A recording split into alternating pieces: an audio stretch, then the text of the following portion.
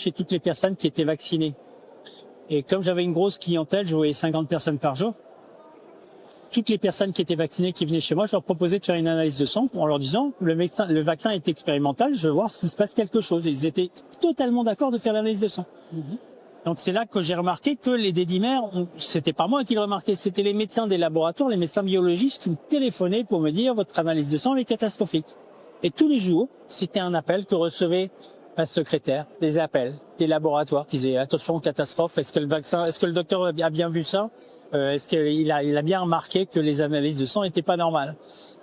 Alors les premières analyses de sang, j'avais surtout, alors on a parlé des dédimères, mais il y a quelque chose d'encore plus important qui s'appelle la CRP. La CRP, c'est pour regarder s'il y a un syndrome inflammatoire. Et un syndrome inflammatoire, c'est normalement une infection ou alors un rhumatisme inflammatoire. Et là, on avait des syndromes inflammatoires qui étaient assez élevés chez 30% des personnes vaccinées et chez 10%, ils étaient très élevés. C'est-à-dire qu'ils étaient au-dessus de 75 de CRP, avec la limite de la CRP, c'est 5. Là, ils étaient à 75, au-dessus de 75. Ça pouvait aller jusqu'à 250. Il n'y avait pas de syndrome infectieux, il n'y avait pas de syndrome inflammatoire rhumatismal. Donc, je les envoyais à l'hôpital. Il y avait des dédimères en plus qui étaient élevés, qui peuvent parfois être très très élevés, et je le dis bien dans la caméra. Le record que j'ai eu, c'est 92 000 de dédimères. La limite est à 500. Et lorsque ils ont vu ce résultat au laboratoire, ils m'ont téléphoné pour me demander si le patient était mort. Et parce que c'est impossible normalement. Donc c'est quelque chose de totalement anormal qui est arrivé. C'est inédit. Oui, ça s'est jamais passé. C'était strictement impossible. Aujourd'hui, vous avez eu affaire à la justice. Oui. Vous en êtes où aujourd'hui? Je crois qu'il y a eu quelques victoires. J'ai plus rien. Oui. J'ai passé 4 ans au tribunal. La première fois pour une condamnation de 1 an de suspension où on ne m'a même pas demandé, on m'a même pas permis de me défendre. On m'a dit que j'étais un complotiste et que je n'aurais rien à dire. Et la deuxième fois, ils me remettent au tribunal. Lors de la fin de ma suspension, ils me remettent au tribunal pour me demander 2 ans de suspension avec le même juge. Et j'ai fait une procédure de destitution du juge, de récusation du juge, qui a refusé de se récuser une première fois, qui a refusé de se récuser une deuxième fois devant la cour d'appel. Et finalement, on est passé par la haute cour de justice luxembourgeoise, la plus haute cour de justice, pour qu'ils récusent le juge. Parce que les juges étaient d'accord avec moi pour que le juge se fasse récuser. Pourquoi? Il m'avait traité de complotiste. Et il y a un jugement qui fait jurisprudence maintenant au Luxembourg, en Europe même aussi, je pourrais dire, que être traité de complotiste n'est pas impartial. Donc le juge a été jugé vraiment partial vis-à-vis de moi, et donc il a été récusé. Il a été éliminé, et l'affaire a continué parce que finalement j'étais toujours en jugement, et je me suis retrouvé avec une nouvelle magistrate qui, elle, a été totalement de mon côté.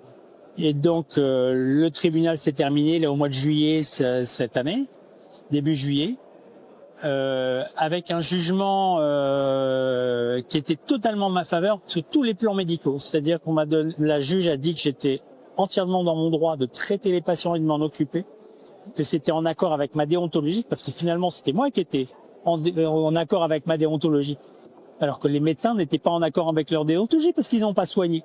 Ils sont pas occupés des patients. Donc j'étais totalement en accord. J'avais le droit de soigner, j'avais le droit de faire des certificats de contre-indication du port du masque, de contre-indication du vaccin. J'avais le droit de critiquer la politique de santé en tant que médecin, démocratiquement. Donc toutes ces choses-là ont fait que finalement j'ai pu continuer à travailler maintenant sans aucun problème. Dernière chose, j'ai appris, alors ça va être filmé, mais je dois faire attention à ce que je dis. Mais j'ai appris par certains médecins qui sont à l'ordre des médecins au Luxembourg qu'il y a eu une discussion à mon sujet depuis pour me remettre au tribunal, mais que la majorité des médecins se sont opposés à ça. Donc je peux considérer que maintenant il y a une majorité de médecins qui sont à l'ordre des médecins qui sont de mon côté.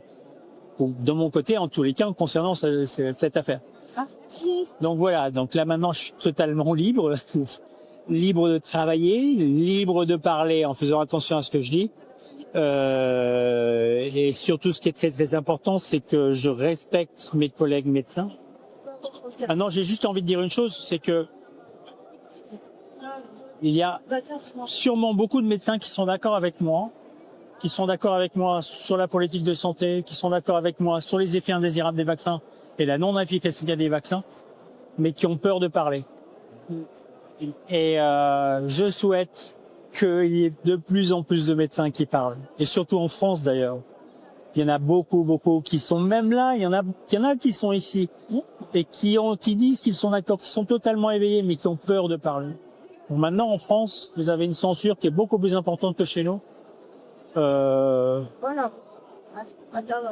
Mais je soutiens. Si un jour il y a 200, 300 médecins en France qui parlent, qui se réunissent et qui disent que la politique de santé a été mal gérée pendant le Covid, que le vaccin n'est pas efficace, que le vaccin est dangereux, qu'est-ce que pourra faire l'ordre des médecins? Rien du tout. Ils pourront rien faire. Et il suffit de trouver 200, 300 médecins pour le faire. Exactement. Et ils sont là, ces médecins. Il faut les trouver. Maintenant, il faut trouver une organisation pour les réunir et de toute façon, est-ce qu'ils arrivent à parler?